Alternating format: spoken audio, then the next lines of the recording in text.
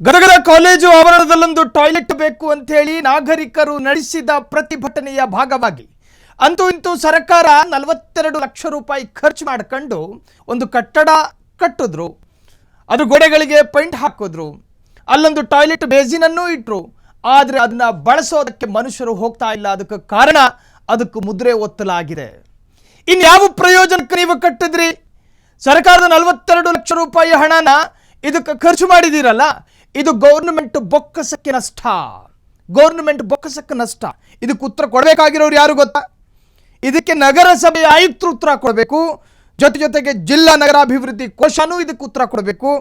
ಇನ್ನು ಪೌರಾಡಳಿತ ಇಲಾಖೆ, ನೀವು ಸುಮ್ಮನೆ ಕೂತ್ಕೋಬೇಡಿ, ನೀವು ಕೂಡ ಇದಕ್ಕೆ ಉತ್ತರ ಕೊಡಲೇಬೇಕು.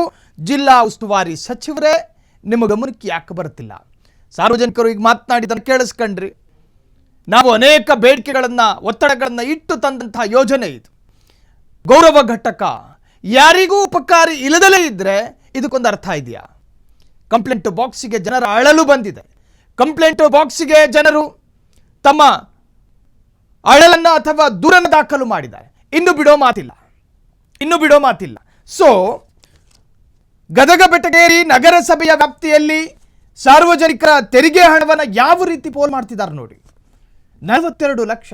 ಒಂದು ಕಡೆ ಸರ್ಕಾರ ಅಭಿವೃದ್ಧಿ ಕಾಸಿಲ್ಲ ಅಂತೇಳಿ ಬಾಯ್ ಬಡ್ಕೋತಾ ಇದೆ, ಇನ್ನೊಂದು ಕಡೆ ಅನುದಾನ ಸಿಕ್ಕಿದೆ 42 ಲಕ್ಷ. ಅದನ್ನು ಖರ್ಚು ಮಾಡಿಕೊಂಡು ಅಲ್ಲಿ ಕಟ್ಟಡವನ್ನೂ ಕಟ್ಟಲಾಗಿದೆ.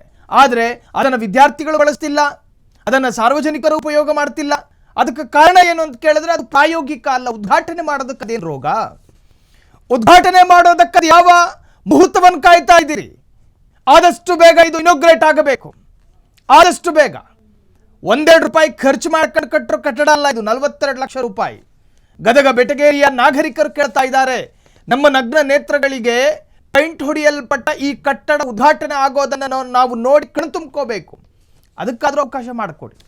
ನಾನು ಹೇಳ್ದಂಗೆ ಗದಗ ಬೆಟಗೇರಿ ನಗರಸಭೆಯ ಆಯುಕ್ತರು ತಕ್ಷಣ ಅಲರ್ಟ್ ಆಗಬೇಕು. ಇನ್ನು ನಗರಾಭಿವೃದ್ಧಿ ಕೋಶ DUDC ಮೇಲ್ವಿಚಾರಣೆ ಮಾಡಬೇಕಾದ ನೀವುಗಳೇ ಕಣ್ಮುಚ್ಕೊಂಡು ಕೂತ್ರೆ ಹೆಂಗ್ರಯ್ಯ? ಪೌರಾಡಳಿತ ಇಲಾಖೆ, ನೀವು ಕೂಡ ಅಮೃತ ಯೋಜನೆಯ ಹಣ ಹಳ್ಳ ಹಿಡಿಯೋದಕ್ಕೆ ಬಿಡಬಾರ್ದು. ನಾಗರಿಕರ ಬಳಕೆಗೆ ಒಳಪಡಬೇಕಾ ಕಟ್ಟಡ. ಇನ್ನು ಜಿಲ್ಲಾ ಉಸ್ತುವಾರಿ ಸಚಿವರೇ, ಜನರ ಗೌರವ ರಸ್ತೆಯ ಪಾಲಾಗುತ್ತಿದ್ದರೆ, ಅಂದರೆ ಜನರ ಈ ಗೌರವ ಘಟಕ ರಸ್ತೆಯ ಪಾಲಾಗ್ತಿರ್ಬೇಕಾದ್ರೆ ನೀವು ಯಾಕೆ ಕಣ್ಣು ಮುಚ್ಕೊಂಡು ಕೂತ್ಕೊಂಡಿದ್ದೀರಿ? ಅಭಿವೃದ್ಧಿ ಮಂತ್ರ ಎಲ್ಲಿ ಹೋಯ್ತು? ಸದಾಕಾಲ ಅಭಿವೃದ್ಧಿ ಬಗ್ಗೆ ಮಾತನಾಡ್ತೀರಿ ಗದಗದ ಉಸ್ತುವಾರಿ ಸಚಿವರು. ಈ ಅಭಿವೃದ್ಧಿ ಯಾಕೆ ಹಿಂಗೆ ಹಳ್ಳ ಹಿಡಿದಿದೆ ಇದ್ರ ಬಗ್ಗೆ ಮಾತನಾಡಿ. ಒಬ್ಬ ಮನುಷ್ಯ ಉಪಯೋಗಿಸಲು ಪಡೆದೇ ಇರತಕ್ಕಂತಹ ಕಟ್ಟಡ ಇದ್ದೇನು ಪ್ರಯೋಜನ? ಮಂಗಳೂರು ಸಮುದ್ರ ಕೋಮಾ ಬಿಟ್ಟಂತಾಗಿದೆ 42 ಲಕ್ಷ ರೂಪಾಯಿನ. ಸೊ ಜನರ ಉಪಯೋಗಕ್ಕೆ ಒಳಪಡಬೇಕು ಕಟ್ಟಡ. ಇನ್ನು ಶೌಚಾಲಯನ ಅಥವಾ ಪ್ರಾಣಿಗಳ ವಾಸಸ್ಥಾನವೋ ಗೊತ್ತಾಗ್ತಾ ಇಲ್ಲ.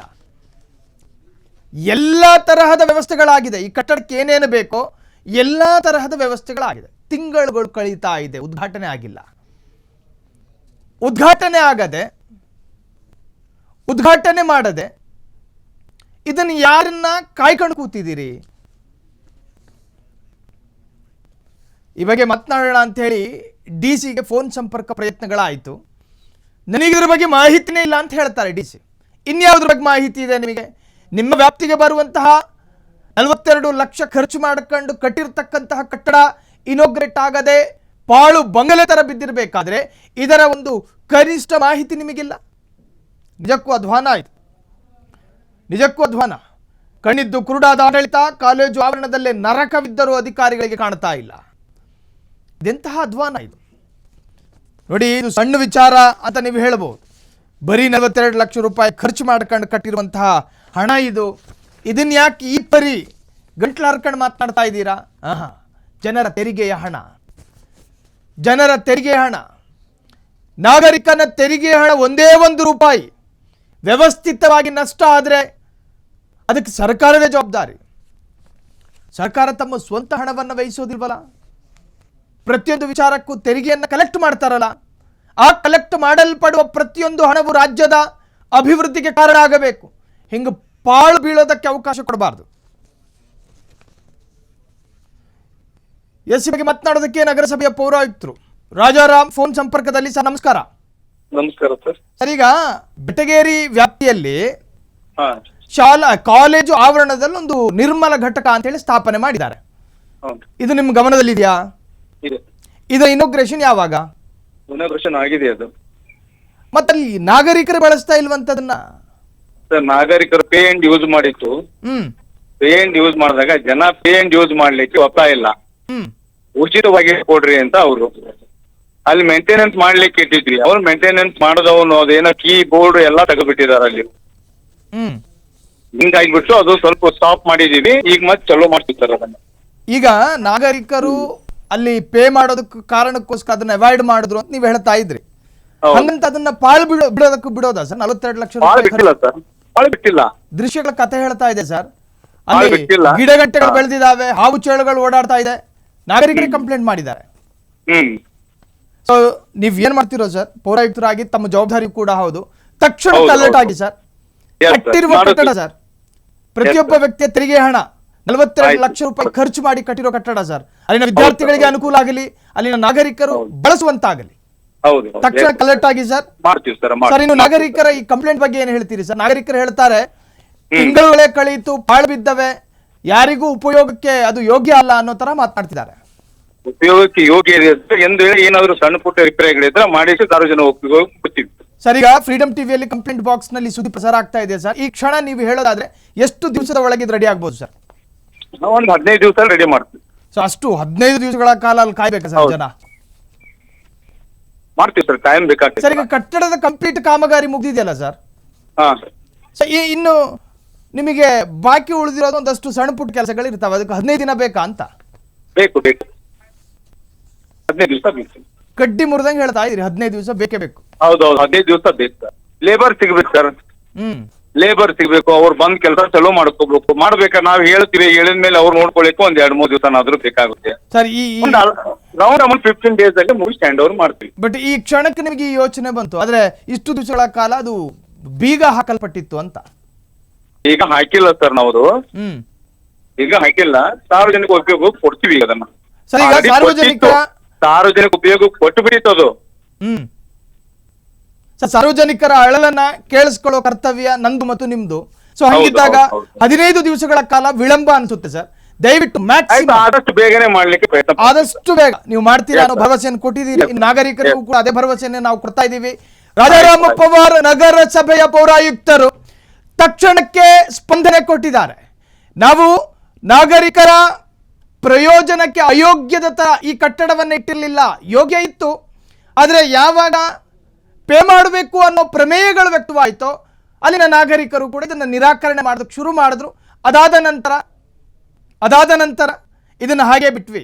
ಸೊ ಈಗ ಒಂದು ಸಣ್ಣ ಪುಟ್ಟ ಸಮಸ್ಯೆಗಳಿದ್ದಾವೆ, ಅದನ್ನು ಬಗೆಹರಿಸುವಂಥ ಪ್ರಯತ್ನಗಳನ್ನ ಮಾಡ್ತೀವಿ.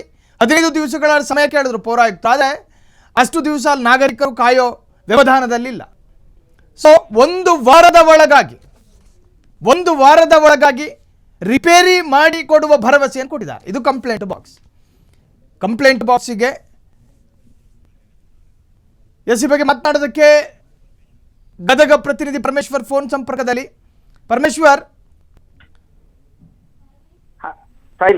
ನನ್ನ ಧ್ವನಿ ಕೇಳ್ತಾ ಇದೆಯಲ್ಲ? ಕೇಳ್ತಾ ಇದೆ ಸರ್. ಈಗ ಗದಗ ಬೆಟಗೇರಿ ಅಲ್ಲಿ ಜನರಿಗೆ ಯೋಗ್ಯ ಅಲ್ಲದೆ ಇದು ಇರೋ ತರ ಇತ್ತಂತ 40 ಲಕ್ಷ ಖರ್ಚು ಮಾಡಿರೋ ಆ ನಿರ್ಮಲ ಘಟಕ. ಹೌದು, ಪೌರಾಯುಕ್ತರು ಕೂಡ ಈಗ ಮಾತನಾಡ್ತಾ ಇದ್ರು. ಎಸ್ ಸೈಲ್ ಪೌರಾಯುಕ್ತರು ಕೆಲವೊಂದು ಮಾಹಿತಿಯನ್ನ ಕೊಟ್ಟಿದ್ದಾರೆ ಅನ್ಸುತ್ತೆ. ಬಟ್ ಅಲ್ಲಿ ಯಾವುದೇ ಕಾಮಗಾರಿ ಬಾಕಿ ಉಳಿದಿಲ್ಲ. ಬಹುತೇಕ ಎಲ್ಲ ಕಾಮಗಾರಿಗೂ ಕೂಡ ಅಲ್ಲಿ ಪೂರ್ಣಗೊಂಡಿದೆ. ರಮೇಶ್, ನನಗೆ ಈ ಬಗ್ಗೆ ಒಂದು ಕ್ಲಾರಿಟಿ ಕೊಡಿ. ಪೌರಾಯುಕ್ತರು ಹೇಳ್ತಾರೆ ಅಲ್ಲಿ ಪೇ ಮಾಡಿ ಅದನ್ನ ಬಳಸಬೇಕು ಅನ್ನುವಂತಹ ಬೇಡಿಕೆಯನ್ನಿಟ್ಟಾಗ ನಾಗರಿಕರು ನಿರಾಕರಿಸಿದ್ರು ಅನ್ನೋ ಒಂದು ಆರೋಪ ಮಾಡ್ತಿದ್ದಾರೆ ಅವರು. ಹೌದು, ಅಲ್ಲಿ ಕೆಲವೊಂದಿಷ್ಟು ಸಂಘ ಸಂಸ್ಥೆ ಮುಖಂಡರು ಅಲ್ಲಿ ಹೋರಾಟ ಮಾಡಿ ಹೋರಾಟದ ಫಲವಾಗಿ ಅದನ್ನ ನಿರ್ಮಾಣ ಮಾಡಿದ್ದಾರೆ. ಅದು ಕೂಡ ಒಂದು ನಗರಸಭೆ ಅನುದಾನದಲ್ಲಿ, ಅಮೃತ್ ನಿರ್ಮಲ ಯೋಜನೆ ಅನುದಾನದಲ್ಲಿ ಅದನ್ನ ಸ್ಥಾಪನೆ ಮಾಡಿರ್ತಕ್ಕಂಥದ್ದು. ಅಲ್ಲಿ ಮೂತ್ರ ವಿಸರ್ಜನೆಗೆ ಹಾಗೂ ಇನ್ನೂ ಕೆಲವೊಂದಿಷ್ಟು 5 ರೂಪಾಯಿ 10 ರೂಪಾಯಿ ಬೆಲೆಯನ್ನ ಅವರು ಫಿಕ್ಸ್ ಮಾಡಿದ್ರು ಅಂತ ಜಸ್ಟ್ ಇವತ್ತು ಬೆಳಿಗ್ಗೆಯಿಂದ ನಮಗೆ ಸಾರ್ವಜನಿಕರಿಂದ ಕೆಲವೊಂದು ದೂರು ಕೂಡ ಬಂದಿದ್ವು. ಸರ್ಕಾರದಿಂದ ಅನುದಾನದಿಂದ ಕಟ್ಟಿರ್ತಕ್ಕಂಥ ಹಣದಲ್ಲಿ 10 ರೂಪಾಯಿ 5 ರೂಪಾಯಿ ತಗೊಂಡು ಶೌಚಾಲಯ ಬಳಸುವಂತ ಕೆಲಸ ಏನಿರುತ್ತೆ ಅನ್ನೋ ಪ್ರಶ್ನೆ ಕೂಡ ಅಲ್ಲಿ ಸಾರ್ವಜನಿಕರದ್ದೇ ಇದೆ ಸಾಹಿಲ್ ಅಲ್ಲಿ. ಎಕ್ಸಲೆಂಟ್ ಪರಮೇಶ್, 42 ಲಕ್ಷ ರೂಪಾಯಿ ಜನರ ಟ್ಯಾಕ್ಸ್ ಹಣದಿಂದ ನೀವು ಈ ತರಹದ ಅಭಿವೃದ್ಧಿ ಕಾರ್ಯಗಳನ್ನು ಮಾಡ್ತೀರಿ. ಇನ್ನು ಕಟ್ಟಡವನ್ನೆಲ್ಲ ಕಟ್ಟಿ ಉದ್ಘಾಟನೆಯನ್ನು ಮಾಡಿ ಮತ್ತು ಜನರ ಜೋಬಿಗೆ ಕತ್ತರಿ ಹಾಕ್ತೀರಾ ಅನ್ನೋದಾದ್ರೆ ಇದು ನಿಜಕ್ಕೂ ಕೂಡ ಅದು ಒಪ್ಕೊಳ್ಳುವಂತಹ ವಿಚಾರ ಅಲ್ಲ. ಈಗ ಪರಮೇಶ್, ಈಗ ಅಲ್ಲಿನ ನಾಗರಿಕರು ಏನು ಹೇಳ್ತಾರೆ? ಇನ್ಸ್ಟೆಂಟ್ ಆಗಿ ಇದು ಓಪನ್ ಆಗಬೇಕು ಅಥವಾ ಫ್ರೀ ಆಗಿ ನಮಗೆ ಬಿಡಬೇಕು ಅಂತ ಬೇಡಿಕೆ ಇಡ್ತಿದಾರಾ? ಹೇಗೆ? ಫ್ರೀ ಆಗಿ ಬಿಡಬೇಕನ್ನ ಬೇಡಿಕೆಯನ್ನ ಇಡ್ತಿದ್ದಾರೆ. ಬಟ್ ಇಟ್ರು ₹1 ₹2 ತಗೊಂಡ್ರೆ ನಮ್ದೇನು ಅಭ್ಯಂತರ ಇಲ್ಲ. ಬಟ್ ಇವ್ರು ₹10 ₹5 ತಗೊಂಡು ಸುಲಿಗೆ ಮಾಡ್ತಿದ್ರೆ ಅನ್ನೋ ಆರೋಪ ಇದೆ. ಜೊತೆಗೆ ಅದು ಗದಗ ಬೆಟಗೇರಿ ಹೃದಯ ಭಾಗದಲ್ಲೇ ಇರೋದ್ರಿಂದ ಆ ಗೌರವ ಘಟಕದ ಪಕ್ಕದಲ್ಲಿ ಹಲವಾರು ಕಚೇರಿಗಳಿವೆ. ತಹಶೀಲ್ದಾರ್ ಆಫೀಸ್ ಅಲ್ಲೇ ಇದೆ, ಮಹಿಳಾ ಪೊಲೀಸ್ ಠಾಣೆ ಕೂಡ ಅಲ್ಲೇ ಇದೆ, ಜೊತೆಗೆ ಸಬ್ ರಿಜಿಸ್ಟರ್ ಆಫೀಸ್ ಕೂಡ ಅಲ್ಲೇ ಇದೆ. ಹೀಗಾಗಿ ಆ ಭಾಗದಲ್ಲಿ ಗದಗ ಸೇರಿದಂತೆ ಸುತ್ತಮುತ್ತಲಿನ 10 ಹಳ್ಳಿಗಳಿಂದ ಪ್ರತಿನಿತ್ಯ ಮಹಿಳೆಯರು ಆಗಮಿಸ್ತಿರ್ತಾರೆ. ಗದಗ ಬೆಟಗೇರಿಯಲ್ಲಿ ಶೌಚಾಲಯದ ಸಮಸ್ಯೆ ಅತಿ ಹೆಚ್ಚಾಗಿದೆ ಅಂತ ಹೇಳ್ಬೋದು. 1 ಕಿಲೋಮೀಟರ್ 2 ಕಿಲೋಮೀಟರ್ ಗಟ್ಟಲೆ ಹೋದ್ರೂ ಕೂಡ ಅಲ್ಲಿ ಮಹಿಳೆಯರಿಗೆ ಮೂತ್ರ ವಿಸರ್ಜನೆ ಮಾಡಲಿಕ್ಕೆ ಯಾವುದೇ ಜಾಗ ಇಲ್ಲ.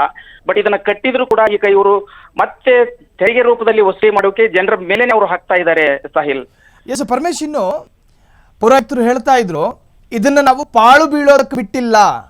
ಸೊ ಅಲ್ಲಿನ ನಾಗರಿಕರು ಕಂಪ್ಲೇಂಟ್ ಬಾಕ್ಸಿಗೆ ನಾಗರಿಕರು ಕೊಟ್ಟಂತ ಮಾಹಿತಿಯ ಪ್ರಕಾರ ಆ ಶೌಚಾಲಯದ ಒಳಗೆ ಹಾವು ಚೇಳುಗಳು ಬದುಕ್ತಾ ಇದೆ, ಗಿಡಗಂಟೆಗಳು ಬೆಳೆದಿದ್ದಾವೆ, ಬೀಗ ತುಕ್ಕಿಡಿದು ಹೋಗಿದೆ.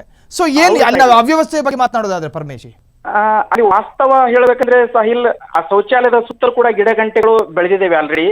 ಮತ್ತೆ ಆ ಸಾರ್ವಜನಿಕರಿಗೆ ಉಪಯೋಗಿಸ್ತಕ್ಕಂತ ಶೌಚಾಲಯ ಒಳಗಡೆ ಅದೆಲ್ಲ ಧೂಳು ಹಿಡಿದು ಹೋಗ್ಬಿಟ್ಟಿದೆ. ಅಂದ್ರೆ ಒಳಗೆಲ್ಲ ಮಣ್ಣು ತುಂಬಿಕೊಂಡಿದೆ. ಇಷ್ಟಿದ್ರು ಸಹಿತ ಪೌರಾಯುಕ್ತರು ಈ ರೀತಿ ಸಮಜಾಯ ಕೊಟ್ಟಿದ್ದು ಸರಿಯಲ್ಲ. ಬಟ್ ಆದಷ್ಟು ಬೇಗ ಅದನ್ನ ಬೀಗ ಓಪನ್ ಮಾಡಿಸಬೇಕು ಅನ್ನೋದೇ ಸ್ಥಳೀಯರ ಆಗ್ರಹ ಆಗಿದೆ. ಆ ಸ್ಥಳೀಯರಿಗಿಂತ ಅಲ್ಲಿ ಹಳ್ಳಿಗಳಿಂದ ಬರ್ತಕ್ಕಂಥ ಮಹಿಳೆಯರು ಸಾಕಷ್ಟು ತೊಂದರೆಯನ್ನು ಅನುಭವಿಸ್ತಾ ಇದ್ದಾರೆ ಅಲ್ಲಿ ಮೂತ್ರ ವಿಸರ್ಜನೆಗಾಗಿ. ಸಾಹಿಲ್, ಪರಮೇಶ್, ಇನ್ನು ನಾನು ಕೇಳ್ಪಟ್ಟಿದ್ದು ಅಲ್ಲಿನ ಉಸ್ತುವಾರಿ ಸಚಿವರು ಯಾರಿದ್ದಾರೋ ಈ ಗದಗ ಬೆಟಗೇರಿಯ ಸಣ್ಣ ಸಮಸ್ಯೆ ಇದ್ರೂ ಕೂಡ ಸ್ಪಂದನೆ ಕೊಡ್ತಾರೆ. ಆದ್ರೆ ಇಷ್ಟು ದೊಡ್ಡ ಪ್ರಮಾಣದ ಅಂದ್ರೆ ಒಬ್ಬ ಮನುಷ್ಯನ ಮೂಲಭೂತ ಸೌಕರ್ಯ ಇದು, ಆತನ ದೇಹ ಬಾಧೆ ಅನ್ನೋದು ಮೂಲಭೂತ ಸೌಕರ್ಯ. ಅದರ ಬಗೆಗಿನ ಅವ್ಯವಸ್ಥೆಯ ಬಗ್ಗೆ ಅಲ್ಲಿನ ಉಸ್ತುವಾರಿಗೂ ಕೂಡ ಈವರೆಗೂ ಗಮನಕ್ಕೆ ಹೋಗಿಲ್ವಾ ಹೇಗೆ ಅಂತ? ಸದ್ಯಕ್ಕೆ ಉಸ್ತುವಾರಿ ಸಚಿವರ ಬಗ್ಗೆ ಗಮನದಲ್ಲಿ ಇರ್ಬೋದು ಅನ್ಸುತ್ತೆ. ಎಲ್ಲ ವ್ಯವಸ್ಥೆ ಸರಿಯಾಗಿದೆ ಅಂತಂದು ಹೇಳಿ ಅವರು ಸುಮ್ಮನೆ ಇರ್ಬೋದು. ಬಟ್ ಅವ್ರ ಗಮನಕ್ಕೆ ಬಂದ್ರೆ ಖಂಡಿತವಾಗಿಯೂ ಅವರು 1-2 ದಿನಗಳಲ್ಲಿ ಈ ಕೆಲಸನ ಪೂರ್ಣಗೊಳಿಸಬಹುದು. ಯಾಕಂದ್ರೆ ಜಿಲ್ಲಾ ಉಸ್ತುವಾರಿ ಸಚಿವರು ಮೂಲಭೂತ ಸೌಕರ್ಯ ಬಗ್ಗೆ ಅತಿ ಹೆಚ್ಚು ಒತ್ತನ್ನ ನಮ್ಮ ಗದಗ ಬೆಟಗೇರಿಗೆ ನೀಡ್ತಾ ಇದ್ದಾರೆ. ಬಟ್ ಬಹುತೇಕ ಅವರ ಗಮನದಲ್ಲಿ ಇಲ್ಲ ಅನ್ಸುತ್ತೆ ಸಾಹಿಲ್ ಇದು. ಓಕೆ ಪರಮೇಶ್, ಇನ್ನು ಅಲ್ಲ ಪೌರಾಯುಕ್ತರು ರಾಜಾರಾಮ್ ಅವರು ಕೂಡ ಹೇಳ್ತಾ ಇದ್ರು ಕಂಪ್ಲೇಂಟ್ ಬಾಕ್ಸ್ ಮುಖೇನ 1 ವಾರದ ಒಳಗೆ ರಿಪೇರಿ ಮಾಡಿಕೊಡ್ತೀನಿ ಅಥವಾ ಇದರ ಎಲ್ಲ ಮೇಂಟೈನಿಂಗು ಕೂಡ ಕಂಪ್ಲೀಟ್ ಮಾಡ್ಕೊಡ್ತೀನಿ ಅಂತ ಹೇಳಿದ್ದಾರೆ. ನೀವು ಫಾಲೋ ಅಪ್ ಮಾಡ್ತೀರಾ ಅನ್ನೋ ನಂಬಿಕೆ ಇದೆ. Paramesh, thank you so much ಇಷ್ಟೊತ್ತು ಮಾಹಿತಿ ಕೊಡ್ತಾ ಇದ್ರಿ ಈ ಬಗ್ಗೆ.